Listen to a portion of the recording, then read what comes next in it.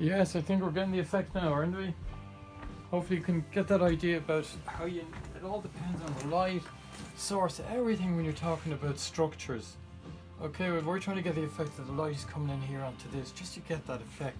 You know, in actuality it should be hitting the other end of the gable end, but we want to just show you the different structures you can get by according to light, okay? So it's just, it's just a simple demonstration in that sense. Okay, now to make it even more intense, we're going to start adding a few little shadows, and we're going back to our manganese blue here. And we're going to water it down. Okay, we don't want it too thick to start off with. We're going to water it down a bit. And we're going to start, all of this is in shadow here, this area here, okay? So we're going to put a wash of it over the wall here. And it will continue on into the gable end as well. And it won't go all the way across, it'll blend in. Okay, see, I'm using my number 3 brush again. It'll blend in there a little bit, but the shadow will gradually disappear as the light comes around, okay? So it'll get darker here as the wall disappears. But the way we achieve that is we put on another coat when that dries, okay? Put it on shortly, not yet. But you'll see, and then we'll be adding some inspirational colour to it as well. But you'll see the effect as I build it up as we go along. That's there, that's started the darkness, if you know what I mean. Then it's going to be, this building here, in here will be quite dark as well, okay? Quite dark at the front, because this is in total shadow, there's no light getting to it. Except the reflective light maybe from the grasses. We don't want to get too technical about that. So that's the front part of that. Now it is also dark here a bit, okay? So we're going to have a little bit of darkness there and there. But we'll increase the darkness in the recess part of the house to get that sense of depth when that dries, okay?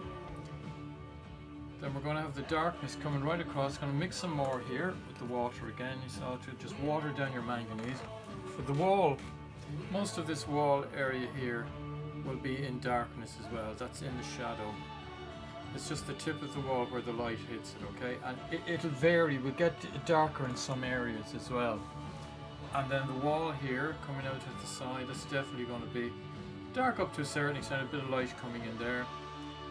Then I took away the highlight on the top of that wall and just left the light permanent blue. That'll be their highlight. Just to sort of focus it in here, and the fact that the trees behind it might cast a shadow. But to give it a bit of depth, we leave a little glimpse of the light blue at the top of the wall, because I think the white was a bit too stark. Do you see what I mean? See the way that gives the sense of there's shadow there, no shadow there.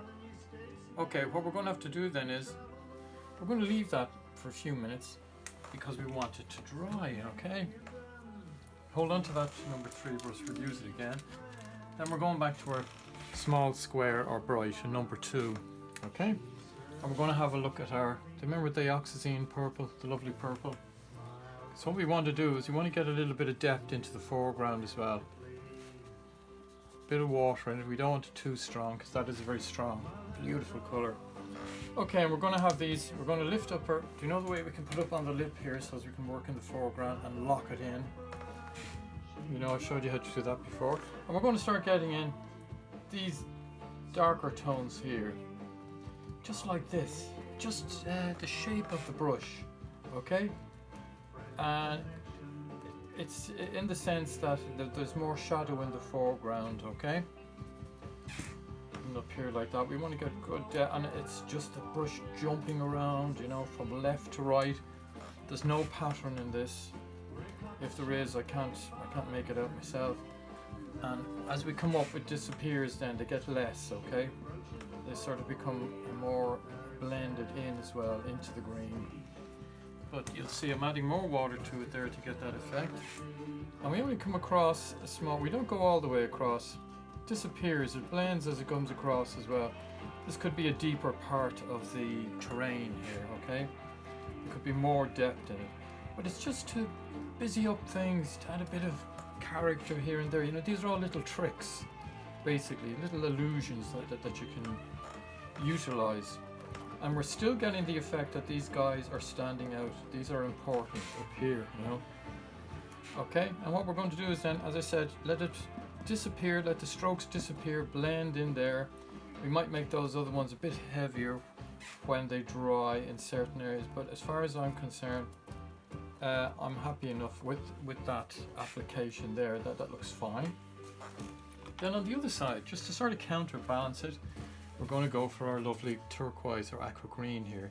Same idea, we're going to water it down. What do you think of my palette now? It's absolutely fantastic, isn't it?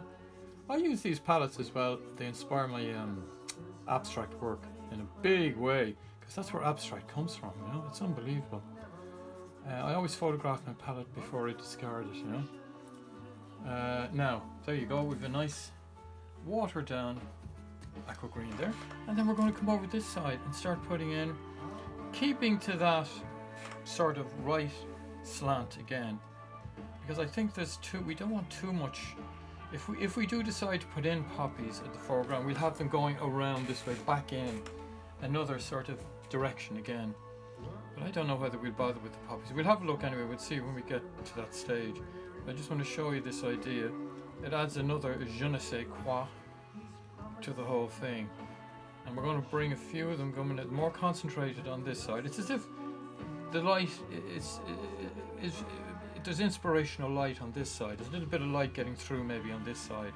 Not on this side. This side is in darkness. But it's all these effects, you know, that you can utilize in any painting, any composition. You know, the turquoise with the greens. There's wonderful contrasts there. Now, can you see that idea just building up? Do you see the way it's coming to life now, even in the foreground? Okay. And all we did was just put in a few extra colors, you know. Didn't do anything amazing, like a Nobel Prize standard or anything. It's just a little trick, you know. Okay, can you see that? Yeah, brilliant. Okay, that's lovely. Lovely inspirational light coming in there in the foreground. Now, we're going to clean that brush. Then we're going back to our number 3 again. Lucky brush number 3. And these are more or less dry now. So we're going to emphasize the shadow with the manganese blue again. We're going into certain areas to put another coat on it, to darken it again. You see the depth going in here now, and have it as if, you know, you don't have it exact, because there's little nooks and crannies maybe where light gets through. It's not all complete darkness. And then as we come up here, then it's going to be darker towards the back of it. Okay, so the second coat will make it darker here. And then we just blend it out a little bit into that, okay? And we want to get that darkness maybe right at the edge. A little line there, a little bit up there, a little down there. Okay, can you see now the way that's building up nicely? Get a little bit in there as well. And remember what I said about your fingers? Always, your fingers are amazing. They can produce amazing paintings. Then, what we're going to do then here is, we're going to get a little depth down here, which separates this building. You'll see what it does when you have the depth here, as if it's going into a shadow area a bit stronger. Okay, and then our shadow area in here will separate, you see, the gable end from the front, and the same in here. It gives it more depth. It's getting into a very shadowy area there. Okay, going in there, and then this little area here coming out there like that. Yeah, that's the depth and we're looking for there. That wall is throwing a little shadow out that way, and then a few little blips here, like as if there's little crevices in it or whatever. And then we want this area here, same on this side, another little bit of shadow. Probably too much on the brush there, just coming out there just to get that depth into it. And clear off that, because the shadow will be hitting that. And then this area here as well, we want this more in shadow. You see the way I'm applying it? Doesn't matter, we're going to put the yellow onto the grass, so it doesn't matter. Now, can you see the way it's building up now? Can you see this idea that you're getting that depth into it? This fellow here then can be more shadow again, because it's quite dark back here, okay? And then as we come up, then we get a little more shadow here, just coming in there, just breaking into it. And then we have all those different tones. Okay, can you see them all now? Yeah? Can you see the way it's working up? And then what happens is we're going to put a little bit of the turquoise here just tiny bit of it in with the manganese blue, because we want to get a little bit of depth under the roof here. I'll show you just to make this before we put on it, just a little bit darker here under the roof. Can you see that idea then? This is what I'm saying about it's all to do with, it's not about putting in individual bricks or whitewash, it's all to do with the shadow areas that actually makes these buildings come to life, okay? They only come to life because of light and shade. See, it's actually a bit wet here, that's why it's not going on properly, but it's okay, I'm getting a bit of that depth into it. Okay, so you can see that? Grand, we have those in. So what we're going to do is we're going to have to let those dry before we can go back to them again. But we're going to come over here to our yellows. Again, cadmium yellow, medium, which we have a nice little bit of it there. And we have our number 3 brush again. It's so versatile.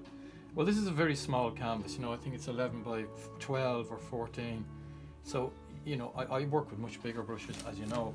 So we're going to go in and get some of these grasses now hopping out, because we want that sunlight up there to really hit them. Doesn't matter now if you have some of the different greens coming through.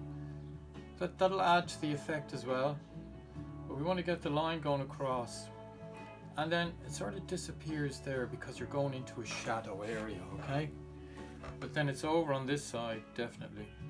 This is why I had the greeny yellow first of all, before. Same idea with the buildings, you see, and then it sort of disappears into that little area there because it's concentrated in the center of the light. Then we have it coming down here like this, and after this we'll be actually going to dry it because we can't really do any more until this is all dry. But you'll see the effect of the light now coming in and setting off those buildings, putting them into shadow and basically giving them an existence. You know, that's what I'm saying, like you can't paint a little building on its own without all these relative surroundings, you know, with it, because that's what makes a building, you know, where the light is coming from, as I said, where is it going to, all of that. Now can you see the way it's building up now with this light and that? Okay, so what I'll have to do is I'll have to dry all of this because I want to lean on it next. I want to put some light into the roofs next, and then you'll see it really popping out, and some doors and windows. Okay, brilliant stuff. I hope you're enjoying it.